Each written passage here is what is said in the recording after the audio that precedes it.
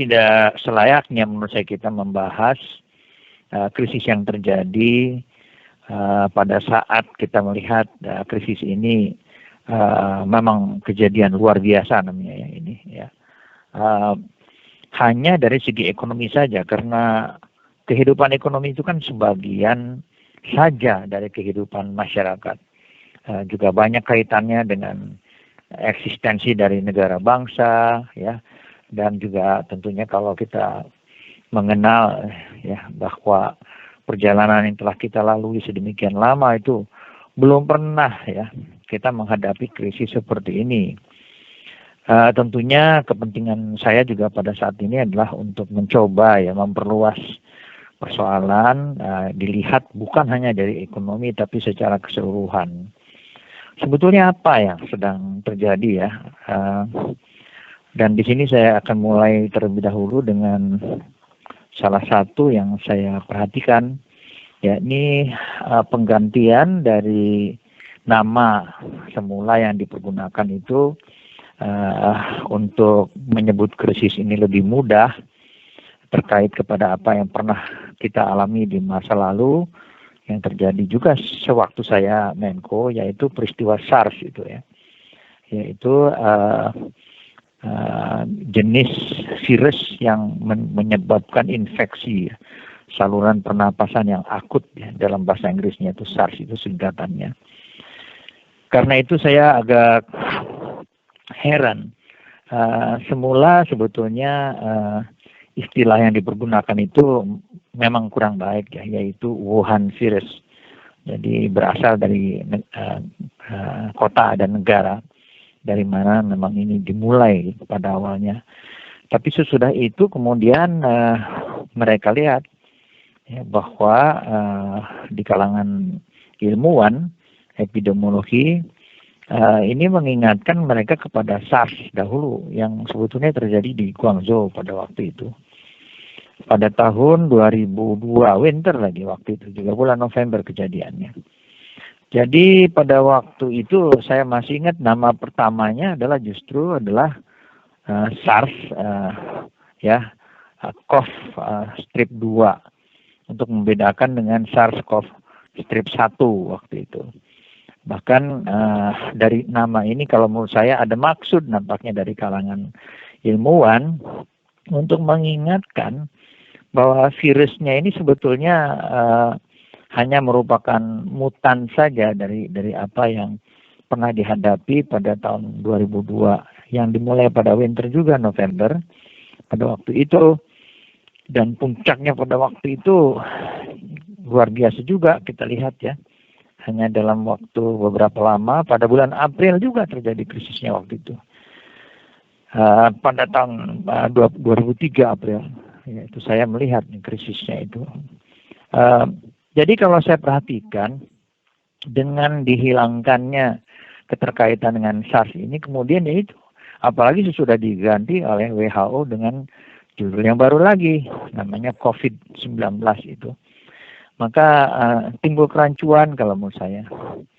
Jadi mari kita balik saja lah bahwa ini sebetulnya adalah virus yang sudah kita temui dulu ya pada tahun 2002 winter waktu itu di Guangdong, kemudian menyebar kemana-mana ya, memang kebanyakan di lingkaran Asia mula-mula, sesudah itu baru ke negara-negara yang lain, tapi tidak sehebat seperti sekarang. Jadi kalau saya lihat namanya juga virus.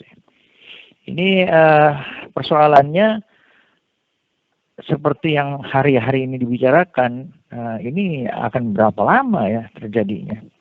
Berapa lama, berapa luas, berapa cepat meluasnya, akibatnya akan lebih fatal atau tidak daripada SARS yang pertama dahulu. Tapi yang penting sekali yang saya perhatikan itu, kalau saya baca ya dari berbagai materi, yang ini yang SARS-2 ini, SARS-CoV-2 atau COVID-19 ini lebih sulit mendeteksinya.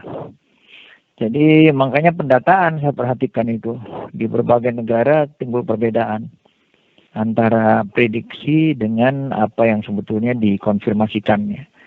ya mulai menunjukkan bahwa data tidak lengkap, tidak sempurna seperti yang juga kita keluhkan di Indonesia. Tapi kalau saya perhatikan, ini dia. Jadi sebetulnya cerita buat saya adalah ini barangkali kejadian yang oleh generasi milenial harus dipelajari betul ya. Karena sudah terjadi beberapa kali. Kita dulu ketemu SARS ya. Sesudah itu masih ingat kita Ebola ya serupa itu. Kemudian juga pernah ada H1N1 ya. Kita juga pernah berhadapan dengan flu unggas serupa itu. Jadi nampaknya globalisasi ini sebagian akan membawa tadi itu kemungkinan epidemi dengan cepat ya. Itu menjadi suatu peristiwa yang tidak mengenal lagi batas-batas ya negara. Dan kemudian juga tidak peduli lagi apa yang diterjang ini sistem ekonomi, kehidupan bisnis, ya, kehidupan masyarakat sampai tingkatan keluarga, ya mungkin juga timbul krisis politik, ya seperti itu yang sudah juga banyak diperhitungkan negara-negara yang miskin yang kena tendangan COVID-19 ini. Sekarang ini kan sudah begitu payahnya sehingga G20 menyetujui ya untuk melakukan debt forgiveness kepada negara-negara ini. Jadi ini bukan peristiwa ekonomi biasa, saya lihat harus difahami tadi itu ya dimensi sosial politiknya, tapi juga benar-benar harus kita pahami bahwa ini virus, jadi yang menentukan jangka waktunya, ya pentahapannya ini bukan kebijakan. Jadi ini timelinenya dan sebagainya akan ditentukan oleh virus sampai, nah ini yang saya ingin sampaikan segera, sampai ketemu vaksin, ya karena virus tidak mungkin dihadapi dengan antibiotik, dia harus dihadapi dengan vaksin. Dan tidak mungkin juga hanya vaksinasi dilakukan sekali. Mungkin juga harus berulang. Misalnya ya seperti kita lihat di dalam kasusnya HIV AIDS itu. Belum lagi juga harus ada antiviral drugs kan yang menemaninya. Nah, saya melihat nih untuk kita yang harus memperhitungkan kira-kira krisis ini berapa lama akan terjadi. Bukan hanya di ekonomi saya katakan tadi. Rupanya sekarang ini bahkan Bill Gates Foundation saja menduga 12 sampai 18 bulan baru akan ketemu ini vaksinnya. Ya, karena harus melalui katanya 3 fase yang bisa dikerjakan hanya oleh laboratorium yang mempunyai safety level 4. Jadi di dunia tidak sampai puluhan ya laboratorium LS4 ini yang bisa melakukan itu, sehingga persoalan kita harus menunggu sekarang. Ini baru terjadi 3 bulan kan dari Desember, jadi hitung saja mungkin seluruh tahun 2020 yang akan terjadi. Bukan saya ini ya, saya melihat dari berbagai sumber. Saya menggunakan iPad, pakai browse ke news, ke talk, saya mempergunakan search dan sebagainya. Jadi vaksinnya kalaupun diketemukan memang sekarang sedang terjadi perlombaan nih, di antara belasan kalau tidak puluhan laboratorium safety level 4 itu. Persoalannya andai kata pun ketemu, saya baru baca ini sekarang. Katanya manufacturing capacity, kapasitas industri farmasi untuk menghasilkan vaksin bagi keperluan yang sekarang saja sudah kita mengetahui ya, yang sudah tertular itu menuju ke 3 juta di dunia. Jadi bayangkan itu dari persoalan yang tadi saya katakan ya, pendataan dirasakan tidak lengkap, tidak sempurna. Kenapa? Saya baca nih, katanya yang jenis ini, yang COVID-19 atau SARS-CoV-2 ini sulit dideteksi katanya. Jadi orang yang sakit itu tidak mudah ya ketahuan. Dan inilah yang menyebabkan sekarang di seluruh dunia orang ribut mengenai testing itu kan. Harus dilakukan testing dalam skala yang besar gitu ya. Ribuan per hari, kalau Indonesia barangkali puluhan ribu per hari harus dikejar testing ini. Karena tadi sulit terdeteksi dan bisa terjadi oleh karena hubungan-hubungan yang dekat di antara keluarga, teman sekerja, tapi juga bisa yang kasual ya, yaitu kita saking lewat satu sama lain waktu nunggu bus atau MRT, itu masalah komunitas itu pun terjadi. Jadi kalau saya perhatikan dari ini, saya kira ini jangka waktu jadinya ya, untuk kebijakan apapun nggak bisa Anda tidak memakai basis bahwa virus yang menentukan jangka waktunya, pentahapannya, dan sekarang ini seluruh laboratorium security level 4 itu bekerja. Tapi kemudian saya lihat di sini, ternyata kapasitas untuk memproduksinya, nanti kalau insya Allah diketemukan vaksin ini, dan itu harus melalui 3 fase tadi, tidak mencukupi katanya pada waktu ini. Tidak ada excess capacity. Karena juga complicated, cukup banyak komplikasinya menghasilkan vaksinnya antivirus ini. Ini masalah kedokterannya dan farmasi. Tapi yang menarik juga, risikonya dia bilang kalau nanti prioritasnya diberikan kepada vaksin untuk melawan COVID-19 ini, maka vaksin-vaksin untuk jenis yang lain, untuk HIV/AIDS, untuk Ebola, itu kemudian akan terkuras kapasitasnya. Sehingga muncul nanti masalah di tempat lain. Gitu ya. Dan ini merupakan tantangan oleh karena diperkirakan dari jumlah penduduk di dunia sekarang yang tertular, mungkin katanya harus dilakukan ini. Pada tahun 2021 itu inokulasi massa ya, mass inoculation. Tapi kan ini menyangkut masalah distribusinya juga ya ke seluruh dunia. Jadi ini yang saya ingin sampaikan terlebih dahulu, bahwa kesadaran kita tentang penyakit ini yang merupakan bagian dari globalisasi yang akan dijalani oleh generasi milenial ke depannya. Karena sudah mulai kita lihat, ini bukan lagi hanya masalah pemanasan bumi, ya polusi, bukan sekarang. Ada yang baru ini. Jadi kalau saya perhatikan dari keadaan ini, ya ini barulah nanti kita bicarakan tentang ekonomi. Begini kesulitannya. Untuk memutuskan jaringan dari virus ini yang tentunya mencari sasarannya manusia, ini kan kita lihat sekarang. Mulai diadakan penjarakan dalam kehidupan sosial ya, social distancing, mulai dianjurkan untuk tinggal dan kerja di rumah ya, serupa itu. Mulai dianjurkan untuk kita masing-masing secara pribadi lebih rajin mengurus kesehatan pribadi dan sebagainya. Tapi apa intisari dari semua ini adalah kita sebetulnya terpaksa menghentikan ekonomi. Karena hubungan di antara mulai dari manajer sampai pekerja di bawah dengan kerjanya itu diputus. Yang lain lagi itu hubungan kita dalam kehidupan komunitas, bukan hanya dengan tempat-tempat beribadah ya, tapi juga pergi berbelanja dan segala macam kegiatan masyarakat lah, sampai arisan untuk ibu-ibu misalnya, itu pun terpaksa diputus. Sehingga apa yang terjadi dari peristiwa ini yang sudah 3 bulan kita alami, itu kita sekarang menghadapi sebetulnya pembekuan ya, dari kehidupan ekonomi, kehidupan sosial ya, dan tentunya kalau baru berjalan 3 bulan saya rasa belum kelihatan betul.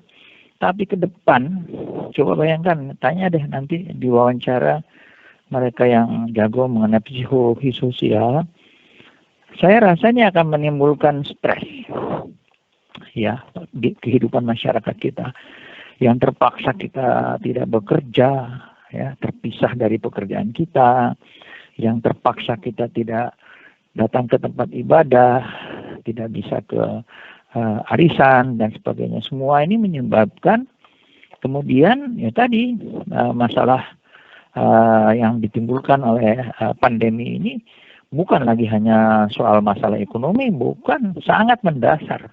Kehidupan kita sebetulnya dihentikan demi supaya virus itu tidak mudah menjalar dari person to person, dari orang ke orang. Bahkan sekarang sudah banyak yang misteri ya, yaitu tidak bisa diterangkan lagi sebagai akibat dari hubungan kasual misalnya ya, atau hubungan pekerjaan, tapi mungkin juga sudah menyangkut kegiatan masyarakat penyebarannya ini.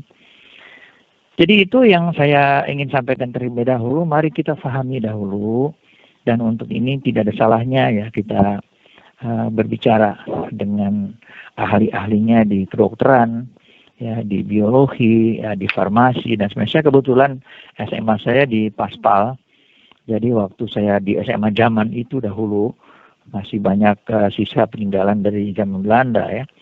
Maka pelajaran saya mengenai human biology, chemistry dan sebagainya sekarang tuh memang susah ya untuk dibawa ke arah genom, ke DNA, tapi saya paham lah serupa itu. Jadi ini dia jawaban saya yang pertama, ialah kebijakan apapun yang menentukan timeline-nya itu virus. Dan apabila virus ini tidak bisa dihentikan karena kesulitan mencari vaksin, dan sesudah itu memproduksinya ternyata kapasitas produksi untuk membuat vaksin dan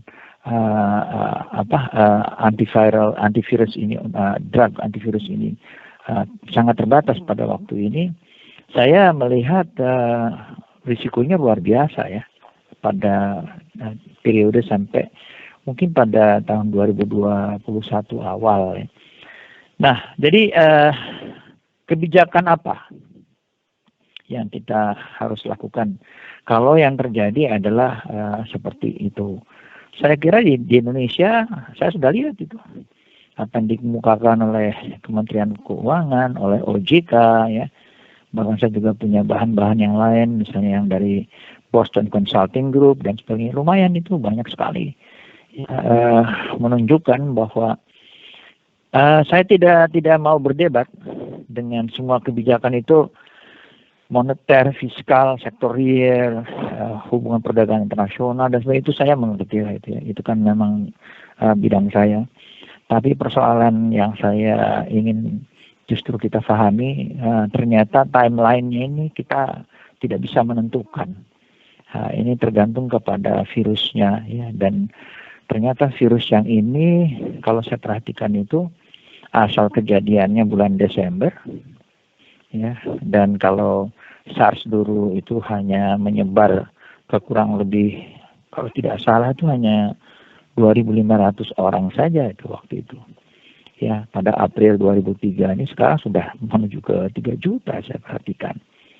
Jadi ini nampaknya kecepatan penyebarannya luar biasa, dan saya tidak tahu kapan ini bisa diberhentikan. Yang repot lagi saya perhatikan dari laporan-laporan kedokteran yang saya ikuti juga, masa inkubasinya ini ya. Jadi ini dia yang saya ingin sampaikan, informasi yang mungkin banyak terlewatkan ya, yang diakibatkan karena banyak sekali para pengamat di Indonesia ya, itu rupanya kurang ya menjelajahi iPad-nya untuk menjelajah ke seluruh dunia ya, mencari informasi yang luar biasa. Ya, pada waktu ini revolusi informasi ini, Anda mencari apa saja itu saya memperolehnya sekarang ini.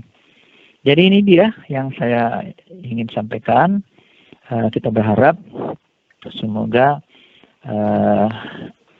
vaksin itu bisa ditemukan pada waktunya, kemudian sesudah itu juga bisa diproduksi ya, meskipun ada korbannya, yaitu vaksin-vaksin yang lain terpaksa tersingkir dan itu risiko lagi yang baru. Sesudah itu menuju ke mass inoculation. Tapi hari-hari ini yang ribut kan di seluruh dunia. Kalau mau disuruh kerja seperti Presiden Trump menginginkan, beberapa negara di Eropa menginginkan karena katanya sudah tercapai peaknya, kan tidak bisa. ya, tanpa dites dulu, terus langsung ke tempat kerja itu tidak bisa. Nah, alat tes ini sekarang, ya, yang kekurangan lagi di dunia untuk memeriksa siapa saja yang mau bekerja dan terpaksa harus bertahap gitu. Sektor mana terlebih dahulu, kehidupan masyarakat yang mana dulu terlebih dahulu yang akan diizinkan, dan di situ testing harus dilakukan. Jadi ini pun bukan merupakan hal yang mudah ya, saya kira. Kira-kira itu terlebih dahulu. Jadi saya kira ini bukan soal ekonomi, ya, gara-gara tadi itu jenis virusnya itu, ya, dan saya menyesal sekali kenapa gitu ya, kok dihilangkan identitas SARS-nya itu, padahal saya dengar di salah satu analisa bahwa rupanya SARS-CoV-2 ini atau COVID-19 ini katanya sekitar 80% lah dari SARS yang dulu itu katanya. Jadi rupanya terjadi mutan ya selama perjalanan dari tahun 2003 sampai sekarang ini. Ini bukan hanya usaha kecil, menengah, besar, bahkan yang skala mega pun di dunia ini kena semua. Seperti Boeing-nya kena lah itu ya. Ya, Toyota ya kena, itu kan mega scale ya companies itu. Sampai yang kecil di bawah, karena tadi pesannya yang diakibatkan dari jenis penyakit ini, pesan kedokterannya ialah Anda harus menghentikan seluruh kegiatan supaya virus ini jangan loncat kemana-mana begitu. Jadi ekonomi harus dibekukan gitu. Kehidupan sosial harus dibekukan demikian, sehingga mau tidak mau usaha apapun ya di lokasi manapun di seluruh dunia pada ukuran apapun itu sekarang harus berhenti, sehingga ini bukan soal lagi global supply chain yang terganggu yang sudah kita lihat ini ya. Saya tidak heran kalau beberapa minggu lagi misalnya kita akan menghadapi masalah yang akut di dunia mengenai misalnya gandum misalnya serupa itu, atau makanan yang sekarang juga sudah mulai terjadi permintaan dari food aid ya, dari PBB, bahwa ini akan terjadi oleh karena transportasi seluruh dunia itu menghadapi krisis ya. Jadi kalau kita lihat dari gambaran ini bukan global supply chain, bukan hanya produksi dihentikan, tapi sudah menjalar ke juga pendistribusiannya ke seluruh dunia. Yang lain lagi kemudian karena perusahaan-perusahaan kemudian terganggu di dalam arus pendapatannya dari penjualan dan sebagainya, akibatnya ya menjalar ke soal hutang ya, yang harus mereka bayar ya, tenaga kerja yang harus mereka bayar. Dan di dalam keadaan semacam ini kemudian krisis di global supply chain ini menjalar ke global financial chain. Jadi ini nanti akan menyangkut perbankan, asuransi, lembaga pembiayaan, pendanaan, itu semua kena nanti ini. Seperti yang tadi saya lihat itu sudah mulai diperhitungkan juga oleh JK ya, dan juga oleh BI dan sebagainya. Jadi apa yang kita lihat sekarang yang saya khawatir dari pengalaman krisis subprime mortgage pada tahun 2008 dan dari pengalaman kita krisis Asia tahun 1997 sampai tahun 2004 yang saya tangani sebagai Menko ya, saya sebagai duta besar pulang pergi Washington Jakarta sebanyak 10 kali untuk konsultasi dengan Presiden Soeharto, kemudian Pak Habibie dengan Gus Dur. Sesudah itu saya diminta melanjutkan oleh Presiden Megawati sampai tahun 2004. Apa yang terjadi di dalam krisis yang waktu itu saja itu kemudian mempunyai dampak multidimensi saya lihat. Yang paling berat ialah krisis kepercayaan.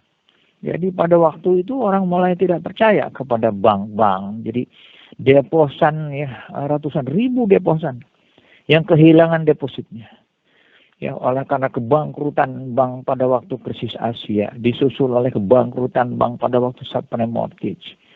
Asuransi juga begitu. Sehingga kita melihat ini bukan lagi krisis global supply chain, bukan lagi krisis global financial chain.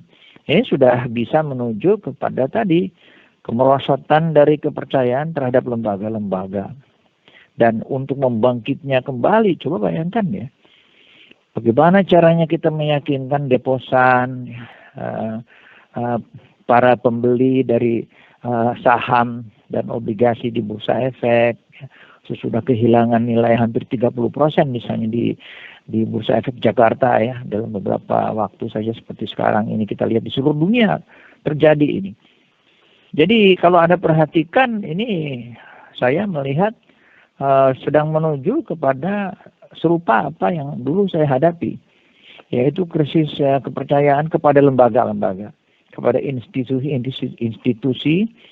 yang sebenarnya pada waktu globalisasi itu makin hebat ya. Kita lihat pada akhir abad ke-20 dan pada abad ke-21 ini, institusi ini sebetulnya yang memungkinkan ya, kemudian segala macam jenis hubungan di antara negara, di antara perusahaan, di antara perorangan, di antara masyarakat itu terjadi.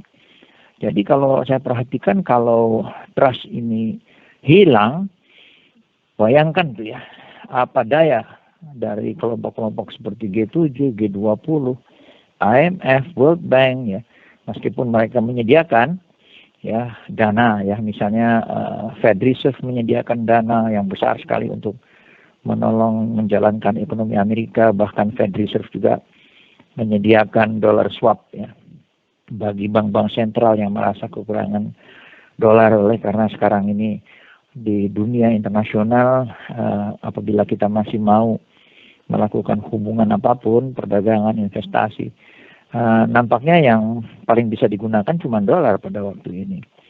Jadi kalau saya perhatikan dari gambaran ini, nampak sekali bahwa apa yang terjadi itu tidak bisa dihadapi hanya dengan kebijakan moneter, kebijakan fiskal, kebijakan sektor real.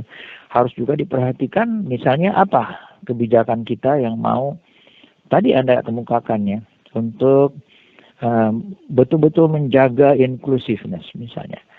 Karena saya khawatir yang paling menderita itu justru masyarakat di bawah. Yang Anda tahu sendiri ya, sektor informal di Indonesia itu barangkali mempekerjakan lebih dari separuh ya tenaga kerja kita. Dan mereka itu tidak mempunyai gaji tetap ya. Kalau kehilangan pekerjaan tidak ada pesangon, kalau sakit tidak ada asuransi dan serupa itu.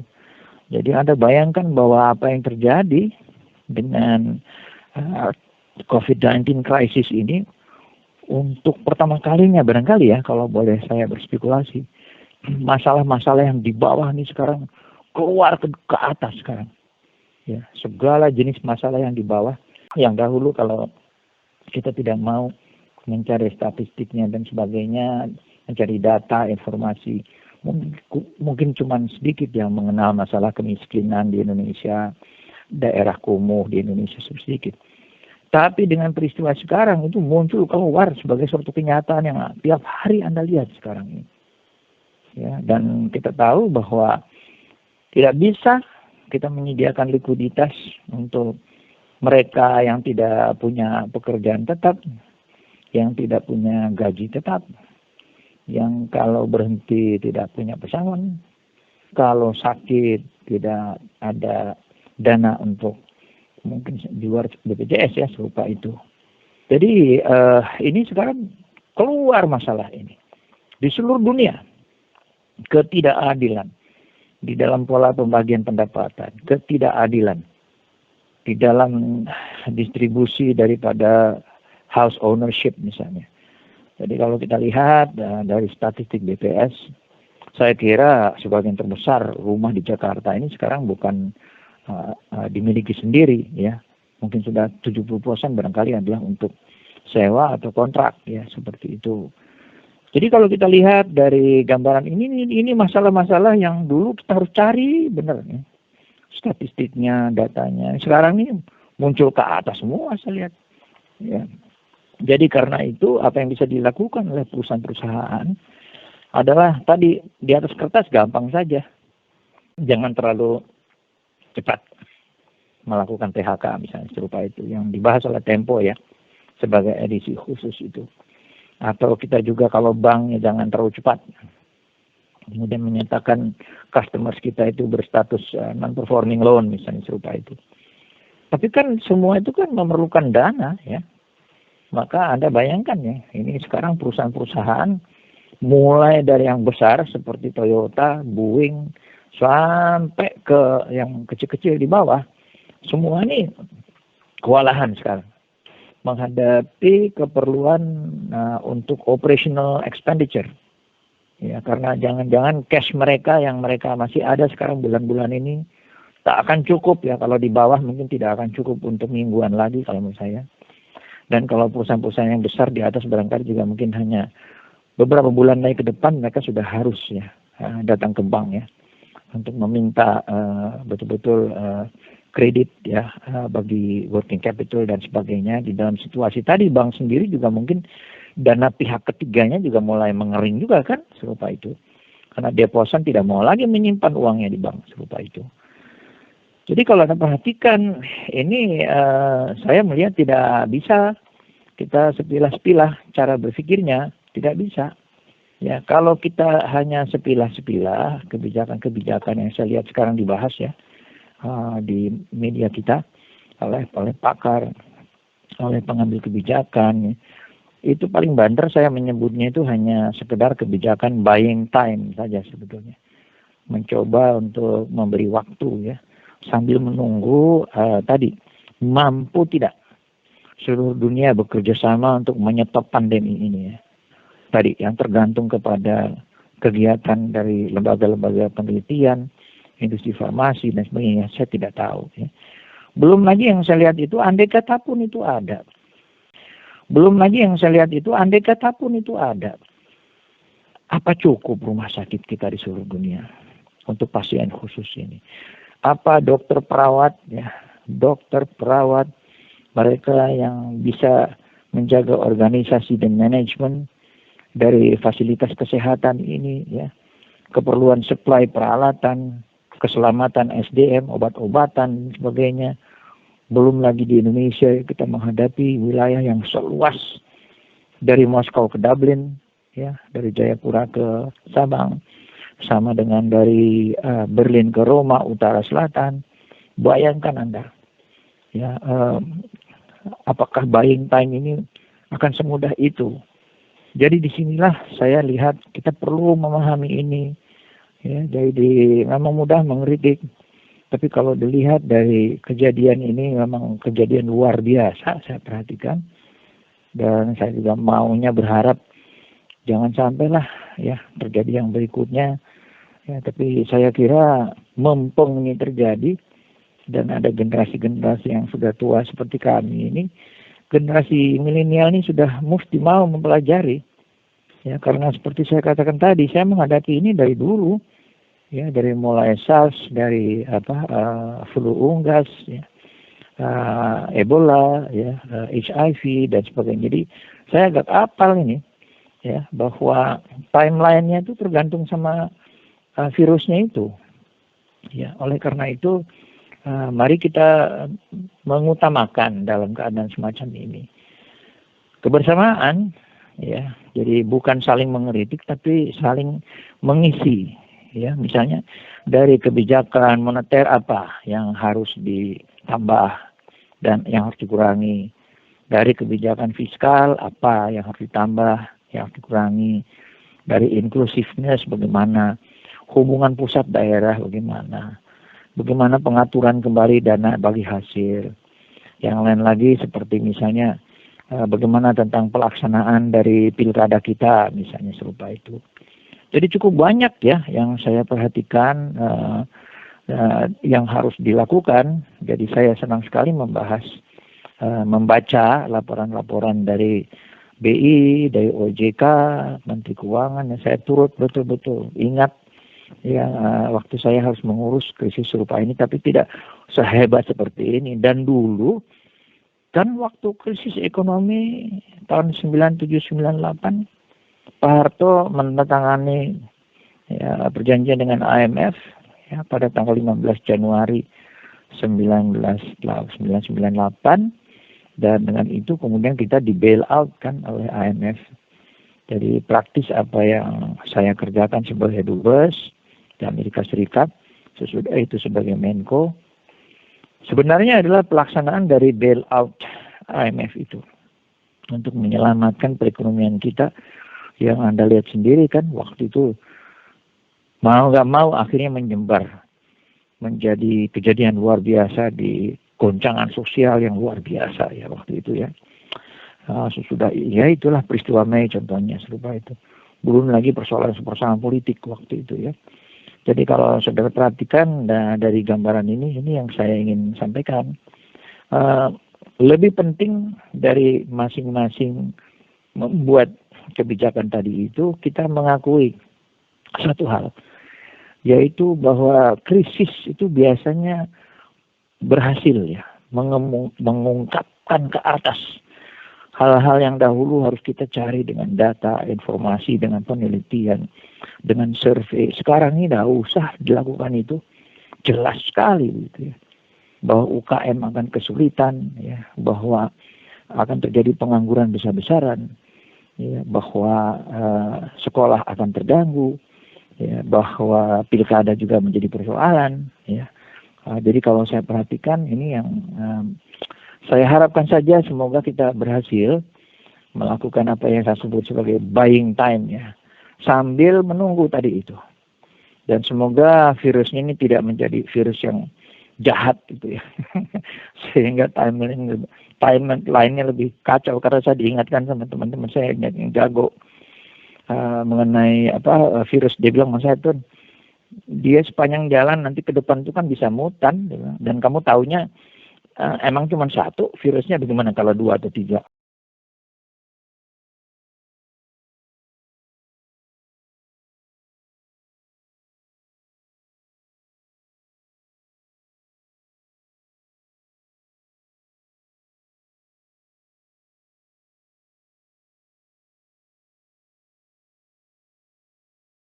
Saya melihat ini data ya, tadi saya katakan. Saya senang sekali ya.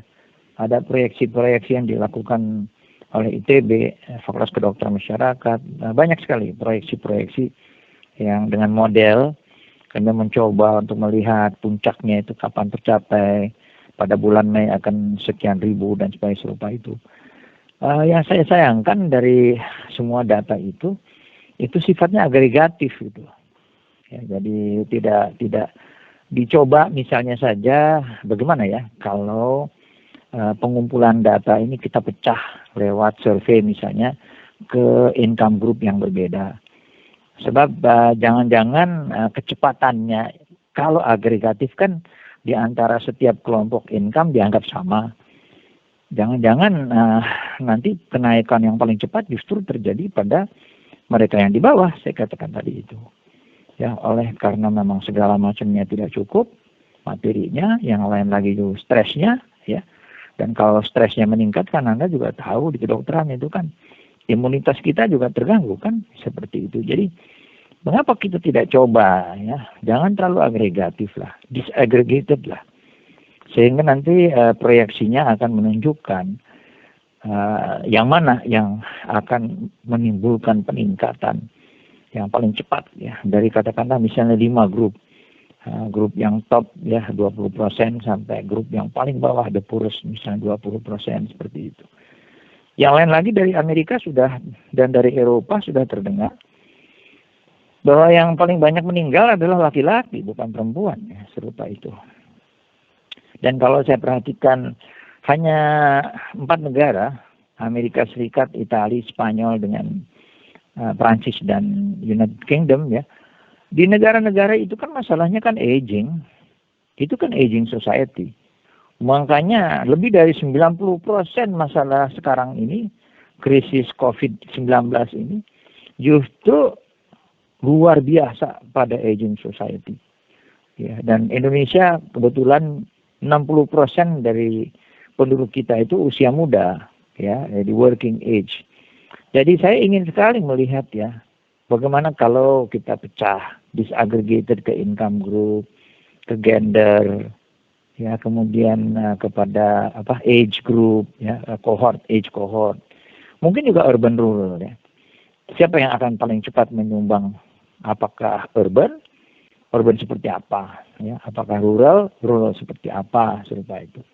Jadi saya kira data ini juga harus diperbaiki, sebab apa yang saya lihat dari hasil ini confirm cases di seluruh dunia, confirm cases. Tiap malam saya periksa, ini saya dengar di iPad itu laporan dari CDC ya, Center for Disease Control dan di Amerika Serikat itu. Itu ada confirm cases di situ. Tapi kalau saya perhatikan predicted-nya dengan mempergunakan statistical model, saya melihat makin lama kok makin banyak gap-nya ya. Jadi ternyata yang confirm-nya lebih cepat daripada yang predicted-nya, saya perhatikan. Serupa itu. Bagaimana di Indonesia? Jadi ini mungkin semacam himbauan saya ya kepada mereka yang melakukan proyeksi.